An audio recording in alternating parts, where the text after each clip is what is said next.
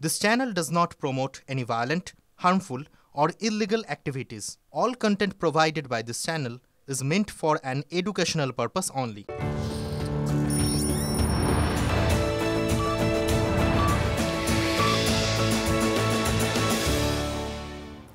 বিকেল ৫টা শুরু করছি আজকের ৫ কথার এখনো পর্যন্ত গুরুত্বপূর্ণ খবরগুলো নিয়ে আপনাদের সঙ্গে আমি মঞ্জিরা। শুরুতেই দুর্গাপুরে নজর।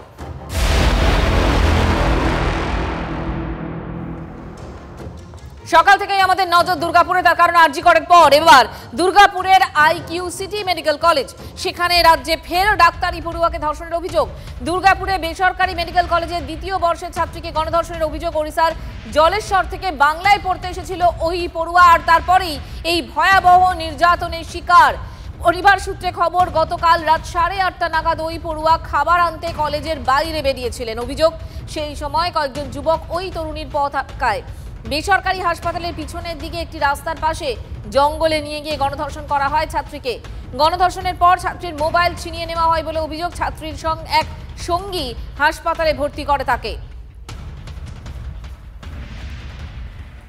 ইতিমধ্যেই জাতীয় মহিলা কমিশনের সদস্যরা তারা এই মুহূর্তে হাসপাতালে এসেছে। ঠিক এই মুহূর্তের ছবিটা কি জানবো, আমাদের সঙ্গে আমাদের প্রতিনিধি রয়েছেন জয়ন্ত, আমাদের সঙ্গে রয়েছেন জয়ন্ত। এই মুহূর্তের কি ছবি দেখা যাচ্ছে? দেখো মঞ্জিরা, এইমাত্র হাসপাতালে এসে পৌঁছালেন জাতীয় মহিলা কমিশনের সদস্য অর্চনা মজুমদার।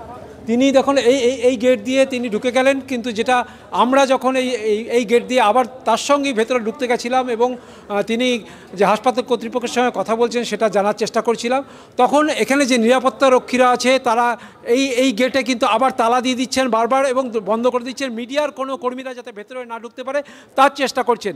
অর্চনা মজুমদার যখন ভেতরে প্রবেশ করছেন, উনি আমাদের জানালেন যে উনি আগে নির্যাতিতার সঙ্গে কথা বলবেন, হাসপাতাল কর্তৃপক্ষের সঙ্গে কথা বলবেন, কথা বলে তারপরে উনি মিডিয়ার সঙ্গে কথা বলবেন। এবং তিনি যেটা এই যাবার সময় ওইটুকু সময়ের মধ্যে জানিয়ে গেলেন যে এখন কোনো কথা নয়, কিন্তু রাজ্যে যে ঘটনা বারবার ঘটছে তাতে উদ্বিগ্ন সকলেই। উদ্বিগ্ন শুধু এই যে যার সঙ্গে ঘটছে তার মা বাবা, অর্থাৎ যে তিলোত্তমার মা বাবা। আজকে ওই ছাত্রী এখন কেমন আছেন? এক, দুই হচ্ছে অভিযুক্তদের ধরা গেল, তাদের কোনো খোঁজ পাওয়া গেল?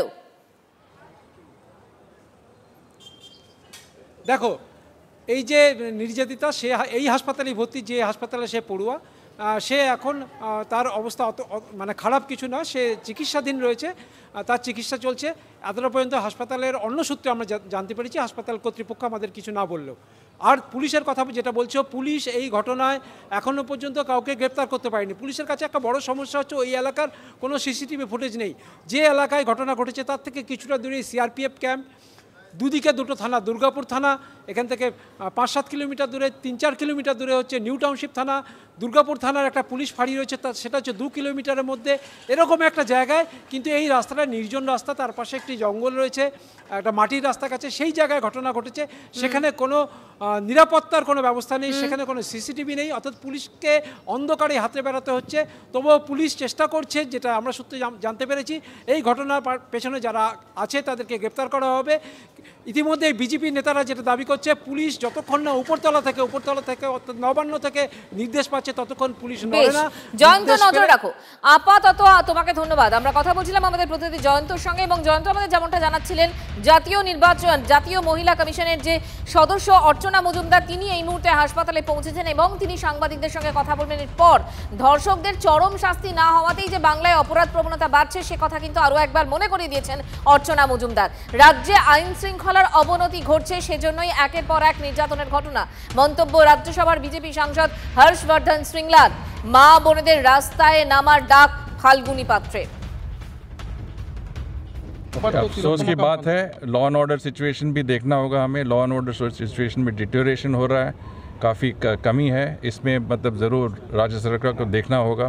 वो भी कह सकते हैं कि ऐसे मतलब महिलाओं के खिलाफ ऐसे जो वायलेंस है, ये बिल्कुल हमारे राज्य में, मैं भी बंगाल का हूँ, मैं उत्तर बंगाल का हूँ, नहीं होना चाहिए। हमारे संस्कृति में नहीं है। हम दुर्गा माँ को मानते हैं, हम काली भगवान को मानते हैं। ऐसे थोड़ी हो सकता है कि हमारे महिलाओं के खिलाफ ऐसे वायलेंस हो।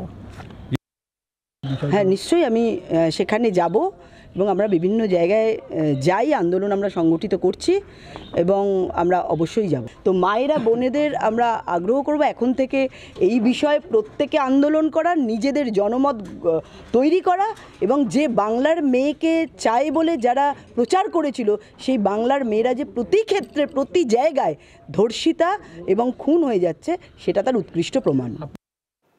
দুর্গাপুরের এই ঘটনায় বিজেপি সরব। জাতীয় মহিলা কমিশনের সদস্য অর্চনা মজুমদার এই মুহূর্তে হাসপাতালে পৌঁছেছেন দুর্গাপুরে, আর ইতিমধ্যেই সাংবাদিকদের মুখোমুখি হয়েছেন শুভেন্দু অধিকারী। তারপরে কোজাগরী লক্ষ্মী পুজো হলো, দেবীর পুজো। আমরা সবাই অপেক্ষা করে আছি শ্যামা মায়ের আরাধনার জন্য। কিন্তু এই রাজ্যের কন্যারা কিভাবে ধর্ষিতা হচ্ছেন, লাঞ্ছিতা হচ্ছেন, এই রাজ্যের জনতা জনার্দন দেখছেন এবং গোটা ভারতবর্ষে লাঞ্ছিতা হচ্ছেন, এই রাজ্যের জনতা জনার্দন দেখছেন এবং গোটা ভারতবর্ষ এই বাংলার লজ্জা অপদার্থ পুলিশ তথা মুখ্যমন্ত্রী মমতা ব্যানার্জি এবং তার রাজত্বকালে পশ্চিমবঙ্গের গরিমা, মর্যাদা, সম্মান এই রাজ্যের বাইরে তথা আমাদের দেশের বাইরে ভুলুণ্ঠিত হচ্ছে। গত বছর 9ই আগস্ট অভয়ার ইনসিডেন্টের দিন বা তার পরবর্তী সময় অদ্যাবধি গোটা পৃথিবীকে নাড়িয়ে দিয়েছিল এই ডাক্তার বোনের নৃশংস শারীরিক নির্যাতন এবং খুন। আমরা দুটো বিষয় নিয়ে আমি রাজ্যের বিরোধী দলনেতা হিসেবে আমার কয়েকজন সতীর্থকে নিয়ে আপনাদের কাছে দুটো মারাত্মক বিষয় তুলে ধরব। একটি তো দুপুরের পর থেকে সব মিডিয়াতে এসে গেছে, দুর্গাপুরের ইনসিডেন্ট। যদিও গতকাল রাত্রি 1:30-2 থেকে আমরা বিষয়টা জানি এবং আমাদের স্থানীয় অনেক প্রতিবাদী যুবকরা এই বিষয়টা অগ্রণী ভূমিকা নিয়েছে এবং সেটা আমি দ্বিতীয়তে বলছি।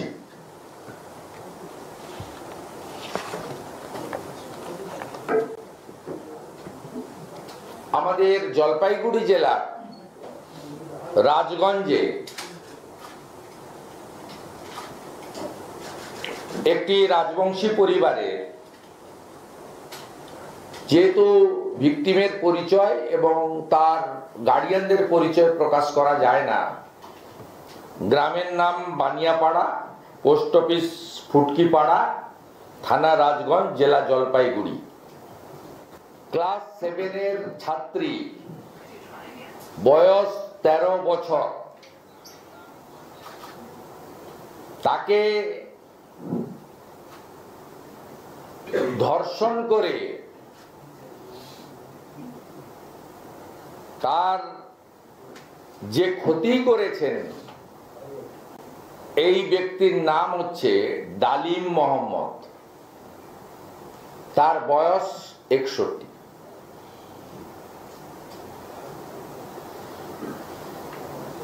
এই ডালিম মোহাম্মদ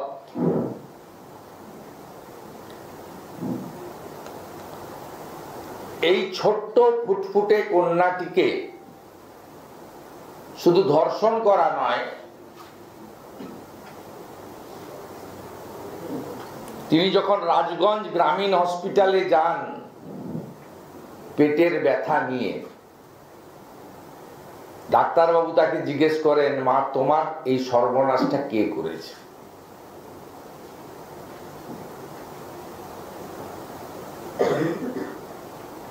ডালিম মোহাম্মদ গ্রেপ্তার হয়েছেন, কিন্তু এই ডালিম মোহাম্মদরা পশ্চিমবঙ্গের আনাচে কানাচে বেপরোয়াভাবে ঘুরে বেড়াচ্ছে। এই রাজগঞ্জ থেকে খানিকটা দূরে মাটিগাড়াতে আপনারা জানেন 2 বছর আগে ক্লাস 9-এর ছাত্রীকে সাদ্দাম বলে একটি ছেলে একইভাবে ধর্ষণ করে খুন করেছিল, যার ফাঁসির আদেশ হয়েছে কিন্তু কার্যকর হয়নি। এই রাজ্যে কার্যকর তো হয় না।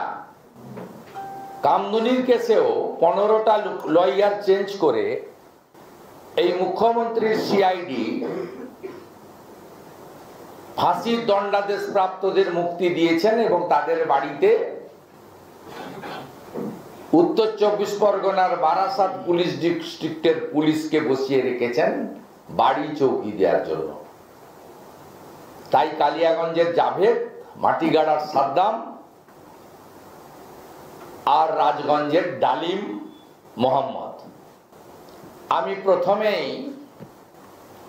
তার পিতৃদেবকে, তিনি আমার কাছে যে আবেদনটা করেছেন এবং আমাকে এফআইআর এর কপি সহ সমস্ত তথ্য দিয়েছেন, শুধু ভার্সনটা আপনাদের দিচ্ছি, মুখটা হেজি করা আছে, প্রোটোকল মেনে মুখটা হেজি করা আছে, ভার্সনটা আপনারা শুনে নেন। হ্যাঁ, দেখতে ভালো লাগে, মানে বুঝতে পারবে। এই লোকটার ছবিটা, এইটা আমরা এমনি ছবি পাইনি, পুলিশ দেয়নি, ভোটার তালিকা থেকে বের করেছি।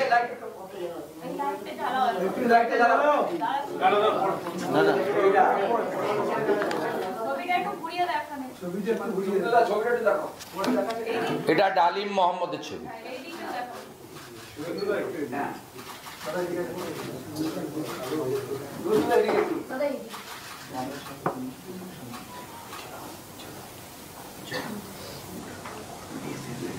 এখানে যোগী আদিত্যনাথের রাজ চাই, হ্যাঁ কি না?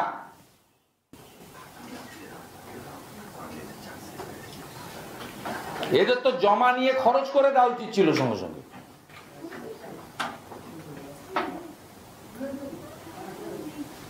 ওর বাবার বক্তব্যটা একটু শোনান।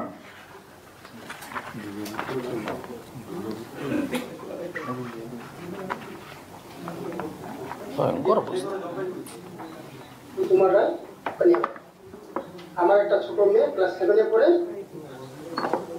ওই মেয়েটাকে ধর্ষণ করলো একটা মুসলিম বুড়ো। মেয়েটার আমার ভবিষ্যৎটা নষ্ট করে দিল। এটার বিচার সুবিধা আপনার কাছে আমি হাত জোর করে বলতেছি যে ওই বুড়োটা যত ফাঁসি হয়, মেয়ের বাবা হয়ে আমি এটা আপনার কাছে অনুরোধ রাখলাম। স্টপ। জালিদা না, আমরা আচ্ছা দ্বিতীয়টা দিচ্ছি। সেকেন্ড ইনসিডেন্ট আপনারা জানেন যে কালকে ঘটেছে আমাদের দুর্গাপুর আইকিউ সিটি হসপিটালে, মেডিকেল কলেজ দুর্গাপুরে সেকেন্ড ইয়ার এমবিবিএস এর ছাত্রী, তার পিতৃদেবের সঙ্গে আমার একাধিকবার কথা হয়েছে। এফআইআর লজ হয়েছে, এটা হচ্ছে এফআইআর এর কপি।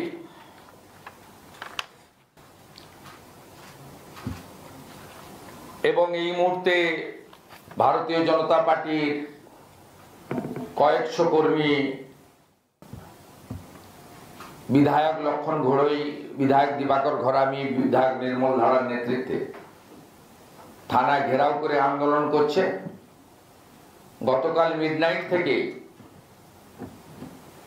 আমাদের যুব নেতা পৃথ্বীরাজ, সন্তোষ এবং একাধিক যুব কর্মীরা, রাষ্ট্রবাদী যুবকরা, তারা প্রতিবাদ সংগঠিত করেছেন। পরিবারের সঙ্গে আমার পৃথ্বীরাজের ফোন থেকে একাধিকবার কথা হয়েছে।